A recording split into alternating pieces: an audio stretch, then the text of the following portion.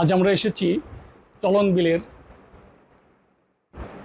নারী শিক্ষা প্রতিষ্ঠান নারী শিক্ষার অগ্রদূত তারাস মহিলা ডিগ্রি কলেজে। কলেজের মাননীয় সুদক্ষ অধ্যক্ষ মোহাম্মদ জাফর ইকবাল, ওনার আজকে সাক্ষাৎকার নিব।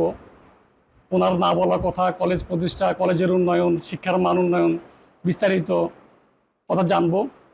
প্রথমে জানতে চাচ্ছি কলেজ প্রতিষ্ঠার সাল কত? 1996 সাল। এই কলেজ কি এককভাবে প্রতিষ্ঠা না সকলে মিলে প্রতিষ্ঠা করা হয়েছে? এলাকাবাসী, শিক্ষা অনুরাগী ব্যক্তিদের নিয়ে কলেজটা প্রতিষ্ঠা করা হয়। আচ্ছা। একটু প্রারম্ভিক মানে সূচনার সময়ের ছাত্রছাত্রীদের নিয়ে যদি কিছু বলতেন। প্রথমে কতজন ছাত্রছাত্রী নিয়ে শুরু করেন? ছাত্রী নিয়ে শুরু করেন। তারাস উপজেলায় শিক্ষায় পিছিয়ে ছিল। এর কারণ ছিল রাস্তাঘাট ছিল না তখন, আর ভালো প্রতিষ্ঠানও ছিল না। দূর দূরান্তে যে সচেতন অভিভাবকরা সন্তানদেরকে বাইরে পাঠাতো। তো সময়ের বিবর্তনে যখন তারাশের ছেলেমেয়েরা শিক্ষিত হওয়া শুরু হলো, তখন তারা চিন্তা করলো যে তারাশে এই আরও কিছু প্রতিষ্ঠান দরকার, যেগুলোর ঘাটতি রয়েছে। সেই প্রেক্ষাপটে 1996 সালে আমি এই উদ্যোগটা নেই এবং আমি চিন্তা করি যে আমাদের যে সমস্ত ছোট ভাইয়েরা ইউনিভার্সিটি পর্যায়ে পড়ালেখা করছে, ওদেরকে সঙ্গে নিয়ে পাশাপাশি আমাদের অভিভাবক হিসেবে আমরা সেকেন্ড জেনারেশন বলবো কি থার্ড জেনারেশন বলবো, অর্থাৎ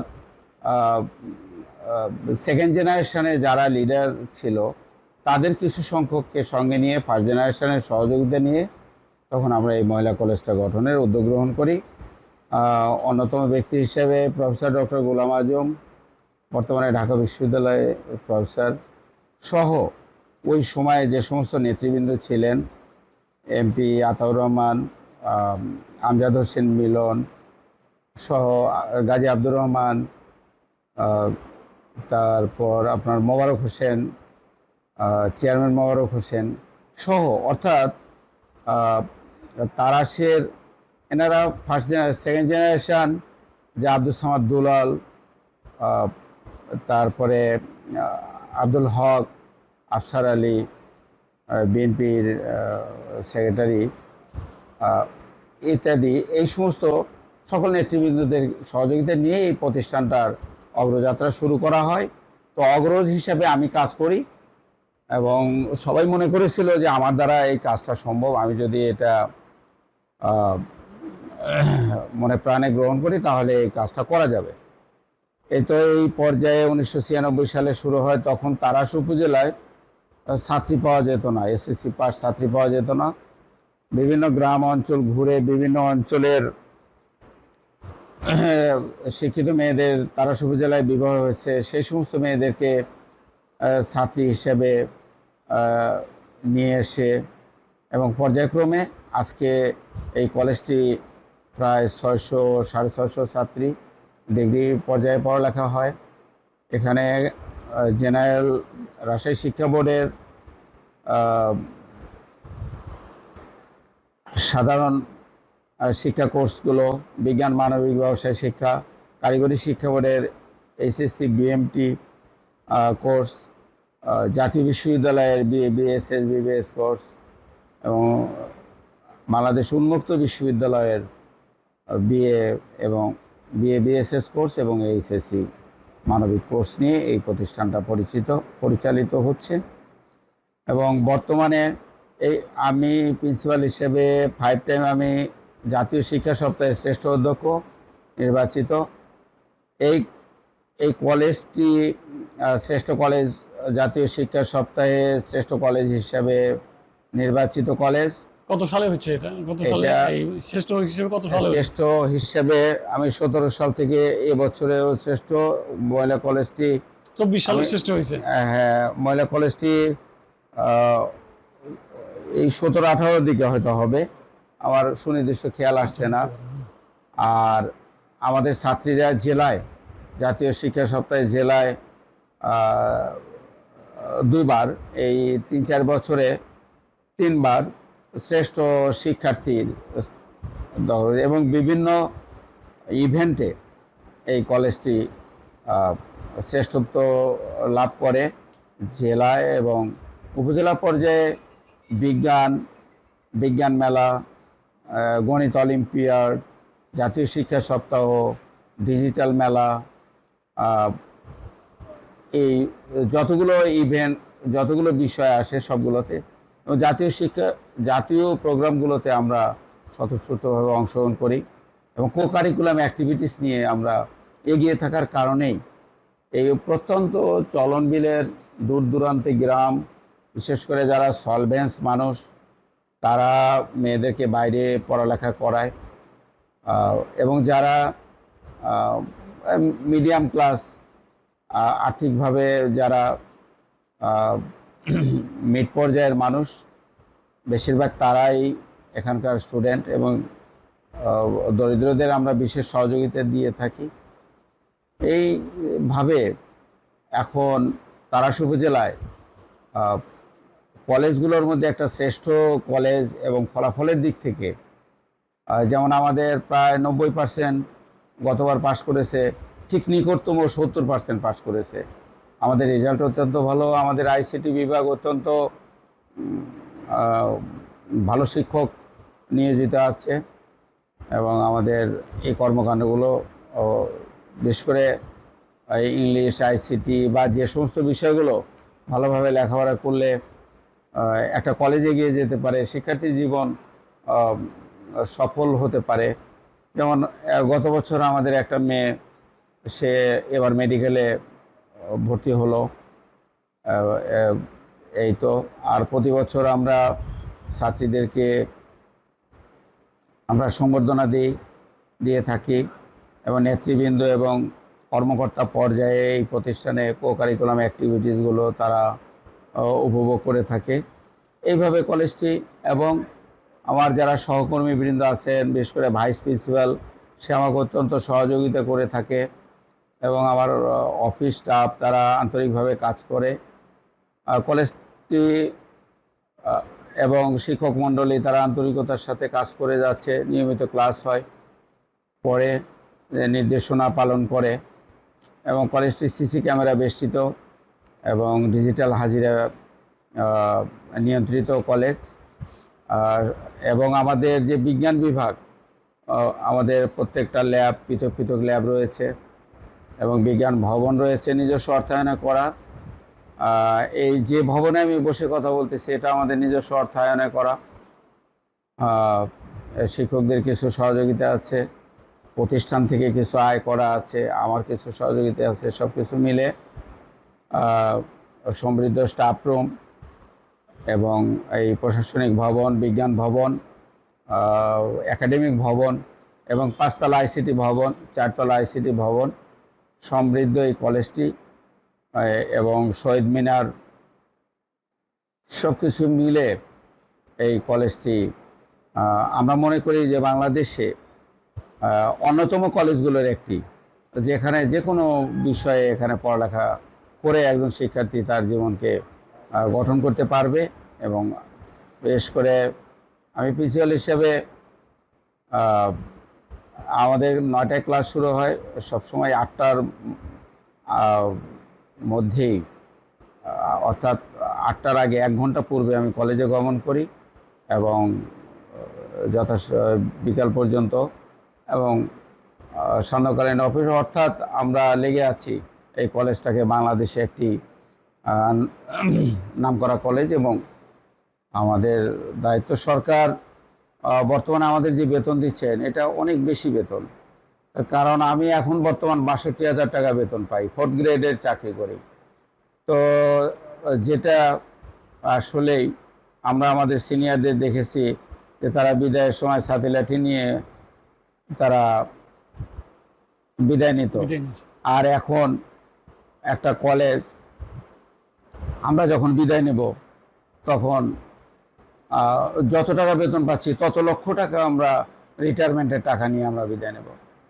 তো তারপরেও এই কলেজগুলো মাননীয় প্রধানমন্ত্রী সরকারিকরণের একটা প্রক্রিয়া হাতে নিয়েছেন বেসরকারি কলেজ হিসাবে। অনেক কলেজই হয়েছে, তারা সে একটা সরকারি কলেজ হয়েছে, বঙ্গমাতা শেখ ফজিলাতুন্নেসা মুজিব কো এডুকেশন কলেজ। এবং আমি বিশ্বাস করি যে এই কলেজটা আমরা এমনভাবে আগাচ্ছি যে অবশ্যই আগামীতে যদি একটি কলেজ যদি সরকারিকরণ হয় তাহলে আপনার কলেজটি সরকারি হওয়ার মতো, আমি এই কারণেই বলবো যে একজনের গুণ প্রকাশের জন্য একটা মাধ্যম লাগে। তা আজকে আব্দুল হামিদ ভাই, উনি আমাদের অত্যন্ত প্রিয়জন, আমাদের শুভাকাঙ্ক্ষী, এবং সিরাজগঞ্জ জেলায় উনি শিক্ষা নিয়ে কাজ করেন। যদিও একজন সাংবাদিক, যেটা আমাদের করার কথা ছিল, কিন্তু উনি সেটা করে থাকেন। আজকে উনি অতর্কিতে চলে আসছেন এবং এই যে একটা গাড়ি নিয়ে এই যে ব্যয়বহুল একটা সফর তার, যেখানে তার কোনো চাপ পাওয়ার নেই, এই কলেজের শিক্ষার অগ্রগতি নিয়ে উনি আজকে সাক্ষাৎকার নিচ্ছেন। এবং আমি মনে করি যে হামিদ ভাইয়ের মতো একজন সম্পাদক, সাংবাদিক যদি আমাদের কথাগুলো তুলে ধরেন, অবশ্যই মাননীয় প্রধানমন্ত্রী তথা সরকারের গুরুত্বপূর্ণ ব্যক্তিদের গোচরীভূত হবে এবং এই কলেজটি এগিয়ে যাবে এবং আমরা উৎসাহিত হব। এবং আমি প্রতিশ্রুতি ব্যক্ত করতে পারি যে আমার চাকরি মোটামুটি 3 বছর আছে এই সময়, এবং আমার অন্য কোনো পেশা নাই, অন্য কোনো কাজ নাই। আমি দিনরাতি এটা নিয়েই ভাবি, এটা নিয়েই কাজ করি এবং মানুষের সাথে মিলেমিশে চলি। এবং সকল নেতৃবৃন্দ, তারাশ উপজেলার সকল নেতৃবৃন্দ আমাদের প্রতি সন্তুষ্ট আছে এবং তাদেরকে সঙ্গে নিয়ে আমরা কাজ করে যাচ্ছি। আমার বিশ্বাস যে এই কলেজটি এক সময় এবং এই সময়ের মধ্যেই একটা ভালো জায়গায় যাবে এবং সেই প্রচেষ্টা প্রক্রিয়া অব্যাহত রয়েছে। এবং আমি আহমেদ ভাইকে ধন্যবাদ জানাই যে উনি যে এসছেন, আমি অত্যন্ত আনন্দিত, আপ্লুত। উনি আরও আসবেন এবং আমি প্রতিনিয়ত কাজ করে যাচ্ছি। আমাদের এমপি মহোদয় আমাদের এই রিসেন্ট একটা প্রজেক্ট দিয়েছেন, টাইলসের কাজ চলছে, চলমান আছে। উনি আরও গতকাল তারাশ উপজেলা ব্যাপী পাশ করা ছাত্রীদের, এসএসসি সমমান পাশ ছাত্রীদের নিয়ে সংবর্ধনা অনুষ্ঠান হয়ে গেল। এমপি সাহেব অংশগ্রহণ করেছিলেন, নেতৃবৃন্দ অংশগ্রহণ করেছিলেন আওয়ামী লীগের, এবং ওনারা আশ্বস্ত করেছেন এই কলেজটিকে এগিয়ে নেওয়ার জন্য যত সহযোগিতা ওনারা করবেন। আর আমি প্রিন্সিপাল হিসেবে আমার পক্ষ থেকে আমার যেটুকু শ্রম বিনিয়োগ এবং করার দরকার সেই কাজগুলো আমি করব। পাশে ভাইস প্রিন্সিপাল এবং আমার শিক্ষক মণ্ডলী আছেন, বিশেষ করে তাদের সহযোগিতা পাবো।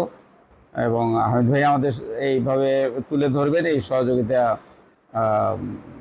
পরিস্থিতি বর্তমানে কোনো সমস্যার সম্মুখীন আছে কিনা বা কোনো সমস্যায় নিয়ে আছেন কিনা? হ্যাঁ, আমি সেই সমস্যার সমাধান করা যেতে পারে রাষ্ট্রের কাছে কি চাওয়া আপনার? এই কলেজের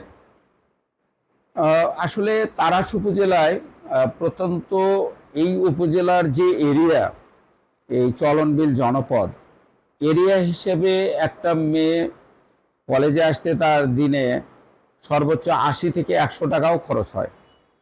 তো এখানে যদি একটা হোস্টেল হতো, সেক্ষেত্রে দূর দূরান্তের মেয়েরা এবং তারাশের বাইরের মেয়েরাও এখানে এসে লেখাপড়া করতে পারতো। এবং এই কলেজকে সর্বোচ্চ পর্যায়ে নেওয়ার জন্য যে প্রতিবন্ধকতা, সেটা হলো একটা হোস্টেল, ছাত্রীনিবাস যদি নিরাপত্তামূলক সরকারিভাবে হতো।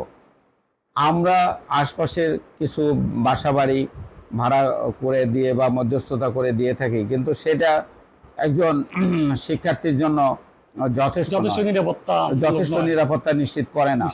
এই কারণে সরকার যদি যত উন্নয়ন হচ্ছে সেই উন্নয়নের পাশাপাশি যদি একটি মহিলা হোস্টেল এই কলেজগুলো বা এই মহিলা কলেজে হতো, তাহলে কলেজের পাশেই যদি হতো এবং জায়গা রয়েছে,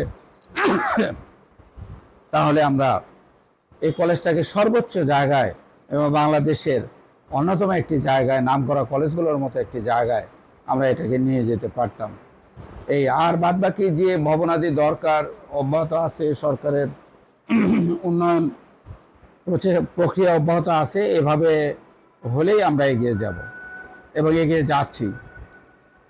ধন্যবাদ আপনাকে। আমরা সিরাজগঞ্জ শহর থেকে জানি, জেলা শহর থেকে, যে অধ্যক্ষ জাফর ইকবালের দক্ষ টিম লিডার হিসাবে, একজন দক্ষ টিম লিডার হিসাবে, এবং আপনার টিমে যে বিজ্ঞ শিক্ষক মণ্ডলী পেয়েছেন তাদের সহযোগিতায় কলেজটি দিন দিন উন্নয়নের দিকে যাচ্ছে, উন্নতির দিকে যাচ্ছে। আমি এর আগেও ক্যাম্পাসে এসেছি, তার চেয়ে অনেক উন্নতি এখন দেখতে পাচ্ছি। আগামীতে আরও কী কী উন্নয়ন আপনি আশা করেন, বা আরও কোনো আমাদের- আপনার চাওয়া আছে কিনা?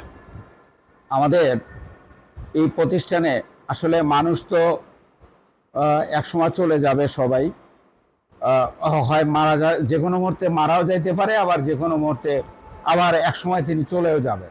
জি, তো এই কলেজ নিয়ে আমাদের একটা পরিকল্পনা আছে, যে পরিকল্পনাটা আমরা রেখে যাব। পাশাপাশি যে এই কলেজকে সর্বোচ্চ একটা জায়গায় নেওয়ার জন্য কি কি কাজ করা দরকার, সেই কাজগুলো আমাদের নোট ডাউন করা আছে। আচ্ছা। আমরা ধাপে ধাপে সেই কাজগুলো করছি। যেমন সামনে একটা গেট, তারপরে রাস্তার একটা পার্টিশন, যাতে রাস্তা ভেঙে না যায়, ইত্যাদি। কয়টা বলবো, মানে এগুলো আমাদের লিখিত আকারে, আচ্ছা। এগুলা ডকুমেন্টারি করা আছে। পর্যায়ক্রমে করবে। যখন হাতে টাকা আসে তখনই আমরা সেই কাজটা করে ফেলি বা করে যাচ্ছি। যে কারণে আপনি যখন আবারও আসবেন, প্রতিনিয়তই আপনি কোনো না কোনো পরিবর্তন দেখবেন। ধন্যবাদ আপনাকে আমার সাক্ষাৎকার দেওয়ার জন্য দৈনিক কলম সৈনিক থেকে আপনাকে ধন্যবাদ জানাই। যে আপনার হামিদ ভাইয়ের দুটি পত্রিকা সম্পাদনা করে থাকেন। আমার দিন শুরু হয় দৈনিক কলম সৈনিক দেখা থেকে শুরু হয়। সিরাজগঞ্জের মুখপাত্র হিসেবে এই পত্রিকাটি কাজ করে থাকে। আমি কলম সৈনিকটা দেখলেই আমি মনে করি আমি দেশকে দেখে ফেললাম। তো আপনাকে সেই জন্য আপনাকে ধন্যবাদ। তো আপনি বলুন কিছু বলার। কলম সৈনিকের একজন নিষ্ঠাবান পাঠক হিসেবে আপনি পড়েন বলে আপনাকে ধন্যবাদ জানাই। তো আপনাকে যথার্থ বলি, সিরাজগঞ্জের থেকে প্রকাশিত প্রথম দৈনিক পত্রিকা দৈনিক কলম সৈনিক, তার প্রকাশনা প্রায় 35 বছর যাবত চলছে। আগামী দিনেও শিক্ষার উন্নয়নে পুরো জেলা নিয়ে আমি কাজ করছি। আগামীতে আবার কোনো এক সময় আপনার কথা তুলে ধরবো। এই বলে আজকে বিদায় দিচ্ছি। আল্লাহ হাফেজ।